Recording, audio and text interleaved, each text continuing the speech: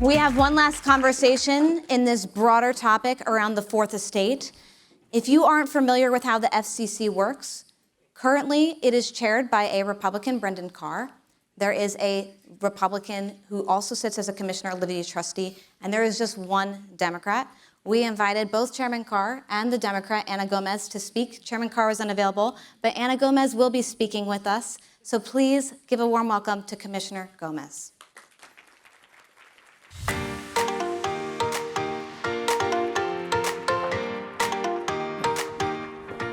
Commissioner, thank you so much. Thank you. It's been a busy news cycle. Yes. I would like to get your reaction to what happened yesterday. Chairman Carr went on a news program and he said, we can do this the easy way or the hard way in trying to pressure ABC to address Jimmy Kimmel's comments on the assassination of Charlie Kirk. Shortly thereafter, we all know what happened there. Pressure from local broadcasters, ABC suspended Kimmel indefinitely. What is your reaction to the role that the commissioner played in that and how that portrays the commission? I see this as a part of this administration's campaign of censorship and control. And what it's doing is it's weaponizing its licensing authority in order to bring broadcasters to heel.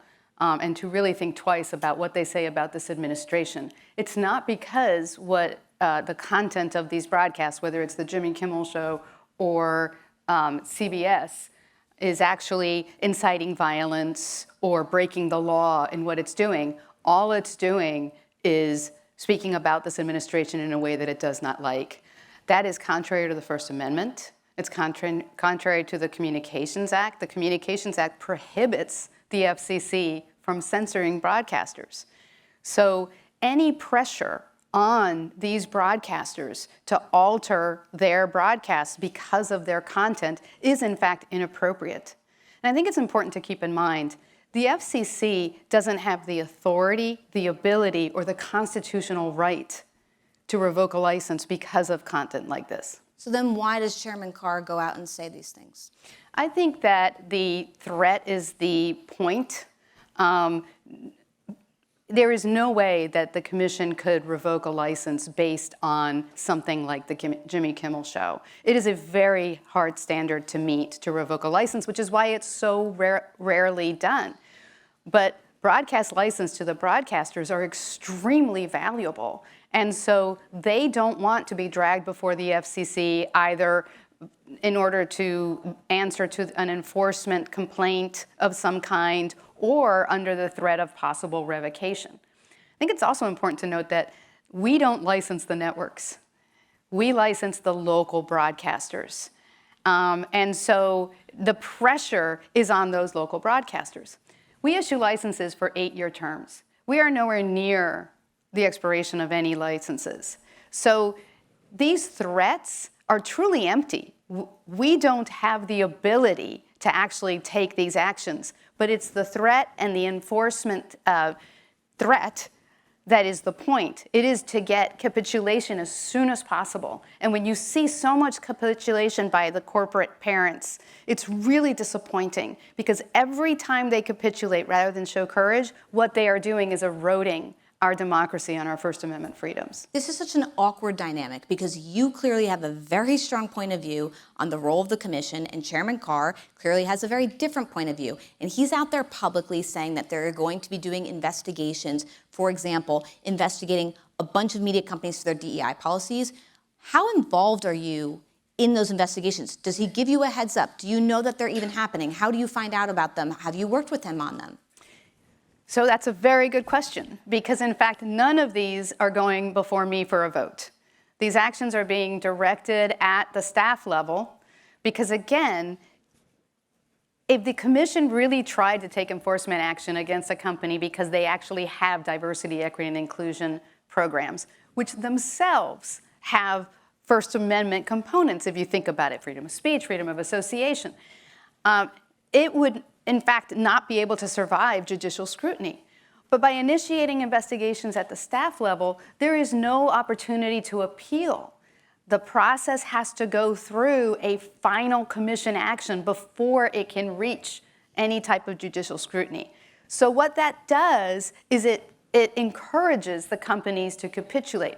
Then what the FCC does is it says, oh, you have a transaction. For example, Paramount and Skydance, or Skydance and Paramount. They offered to give up their diversity, equity, and inclusion practices before the commission acted on its license transfer between Paramount and Skydance. It also, of course, gave to me a very severe capitulation, which was we will appoint an ombudsman that I call the truth arbiter, which is going to field any complaints about the content at CBS, including any news editorial decisions. This is really dangerous. And it voluntarily committed to do this in order to get the FCC to grant its transaction. Question for you on the logistics of that. So we saw a bunch of things happen before that transaction. The canceling of Stephen Colbert's show happened before the deal was officially approved. Once a deal is approved, do you think there is any logic or reason for these companies to hit the brakes and stop? Or do you think that they feel right now that if they don't continue to, in your words, sort of bend, that they're going to be penalized? So this administration doesn't let go at the first capitulation. We've seen that in a variety of ways. We've seen that with Colombia, for example.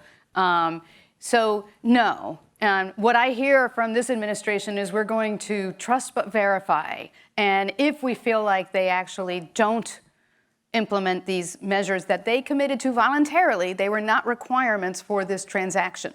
They were simply noted as a public interest benefit of the transaction.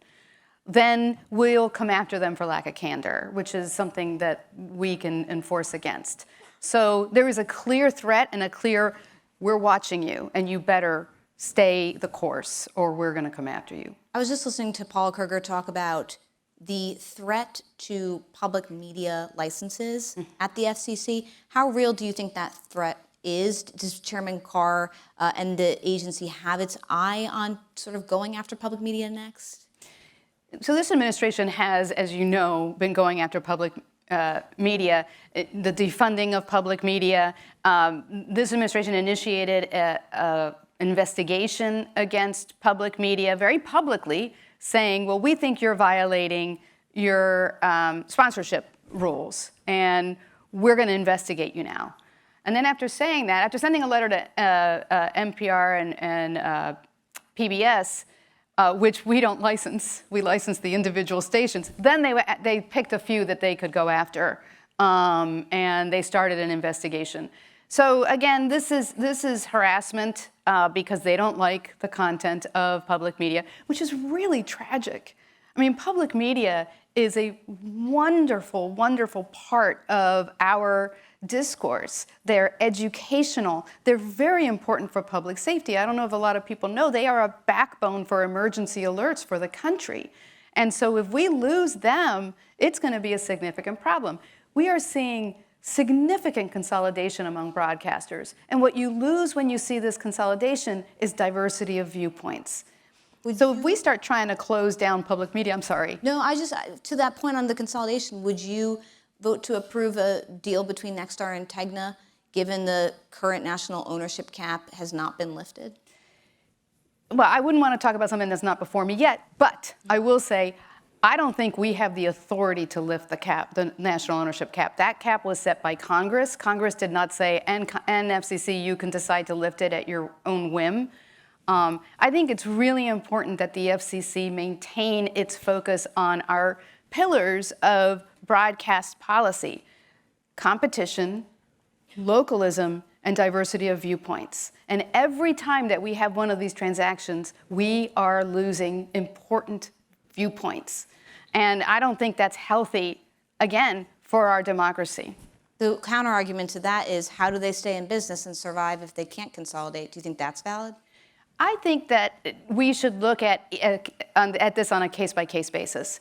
Obviously, there's a huge change in media and the economics of media. Advertising has been declining for media. And so I do think that there needs to be some type of relief. I don't think it needs to be an absolute deregulation at this point. In terms of all these investigations, and maybe this is me just being a layman and not understanding how the FCC works, it seems to me that there are so many investigations, I can't understand how the FCC actually has the capacity to conduct all of them. Do you have any insight into how that works? Are they actually going through with all these investigations?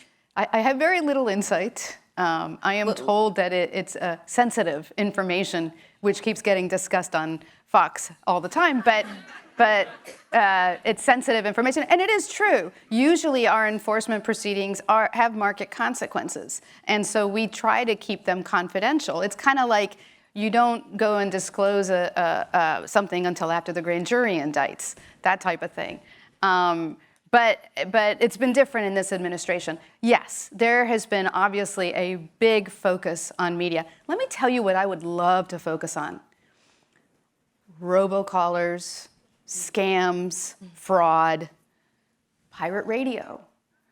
Real harm to consumers, real harm to legal businesses. I wish we would stop engaging in these culture wars and using our authority in order to harass people to come to heel and violate their First Amendment rights. So then what is the incentive and motivation for you in remaining in this role? Because it sounds like in a 2v1 situation, there's not much power that you have to override a lot of this stuff. They're clearly not looping you in. What do you do? I think there's a lot of power in my dissent. I think it's really important that people be aware and not get complacent, because this cannot become the status quo. It is too important.